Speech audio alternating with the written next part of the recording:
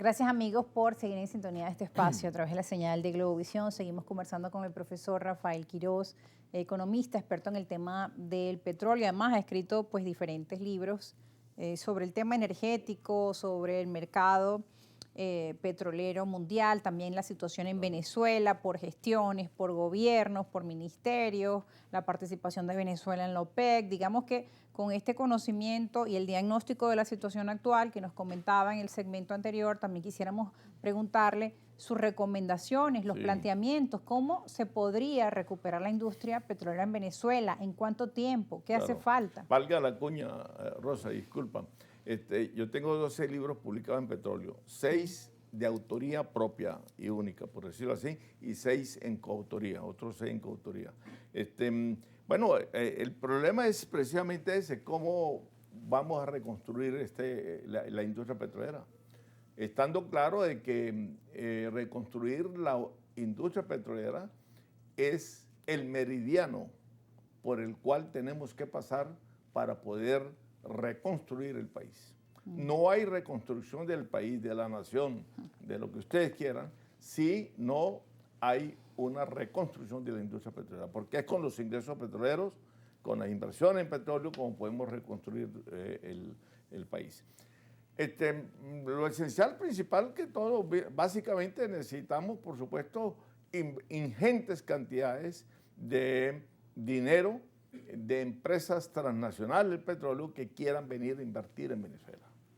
Ahora, para que quieran venir, no es cuestión de invitarlas, de convocarlas simplemente a Casa Jale Miraflores, de invitar al secretario general de la OPEP o al presidente, a todos los miembros de la OPEP. Eso no es suficiente. Necesitamos brindar confianza, que haya un marco jurídico serio que no sea ambiguo y ambivalente y se esté cambiando cuando el presidente o el ministro o la ministra quiera, de un día para otro se cambien las reglas y las empresas queden prácticamente defraudadas o engañadas con respecto a eso. Entonces, hay que definir bien las reglas del juego para invitar a todas las empresas, porque necesitamos, repito, ingentes cantidades de dinero para poder invertir. Venezuela no tiene dinero para invertir. Ni el gobierno, ni el Estado, ni la revolución, Hace falta la inversión. Ni el sector privado, ni siquiera. El sector privado venezolano y esa no está en inversión, capacidad. en medio de estas circunstancias de problemas políticos, del conflicto, también cómo se gana esa seguridad de inversión en Venezuela, ¿no? Porque el problema político pues ha lamentablemente continuado. Pero es que precisamente en eso se coincide, en el sentido en que las empresas petroleras son apáticas, son ajenas, son reacias a venir a un país a invertir donde hay una inestabilidad política como la que hay en Venezuela, donde hay una inestabilidad, una crisis económica como la que hay en Venezuela, donde hay problemas sociales a montón, donde no hay agua, donde no hay electricidad, donde no hay empleo, donde hay inflación, etcétera, etcétera. Entonces, ¿qué empresa puede sentir atracción para venir a invertir? Eso en primer lugar, la cuestión de la inversión. En segundo lugar, por supuesto, en cuanto a reconstrucción de PDVSA, yo diría que hay que reinstitucionalizarla. PDVSA tenemos que despojarla de todas aquellas tareas que en forma loca, apresurada y emotiva, Hugo Chávez le asignó para comprar y repartir alimentos, construir casas, carreteras, oleoductos, cantidad de cosas que no tienen nada que ver con la industria petrolera. Bueno, los oleoductos sí, pero lo demás no. Entonces, reasignarle las tareas para lo cual fue creada, que es solamente para explorar petróleo, para producir petróleo, para refinar petróleo, para vender y comercializar petróleo, más nada. Y segundo, por supuesto, desmontar todo ese aparataje de nómina de PDVSA que en estos momentos sobrepasa los 80.000 empleados. PDVSA sin contar lo que sufrió PDVSA también con los casos de corrupción que el mismo gobierno fue anunciado. Es triste la situación cuando menciona los problemas que tenemos. Con eso es para sentarnos a llorar. Pero para reducir la nómina de empleados 81.000 a 20.000, solamente con 20.000 van a sobrar todavía unos poquitos, pero bueno, con 20.000 que conozcan de petróleo, que sepan qué es lo que se va a hacer con la industria. Entonces, nos despojamos de toda esa nómina de 60.000 personas y que necesariamente están allí. Y que por lo demás las 20.000 las necesitamos con buenos sueldos, pues.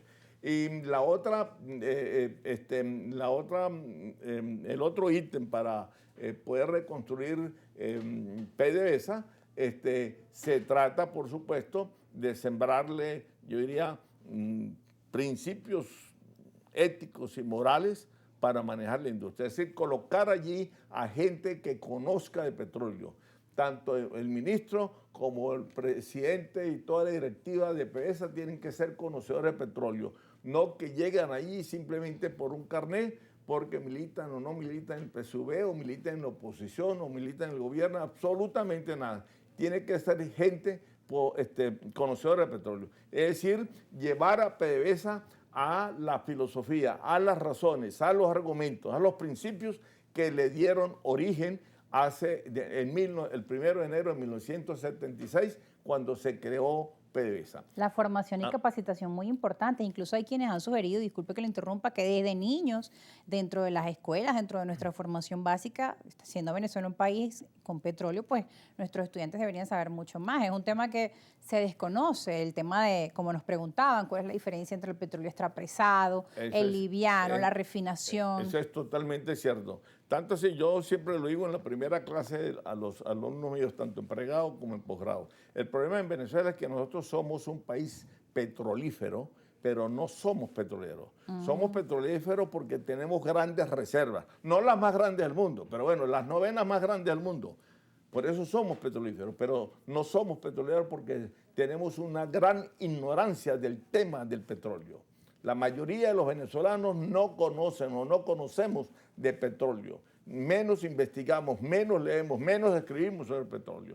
Entonces, es una asignatura que debería enseñarse como se enseña el ajedrez en Rusia, desde el primer grado, con las cosas más elementales del petróleo. Y va en ascenso. Es alguien que simplemente haga una programación académica interesante desde el primer grado hasta el último grado del sector universitario, del pregrado, pero tiene que enseñársele, darle cultura, sembrarle cultura a la gente sobre lo que es el petróleo, conocimientos de qué se trata la industria y la importancia que esta hay para Venezuela. ¿Por qué? Porque el petróleo va a seguir determinando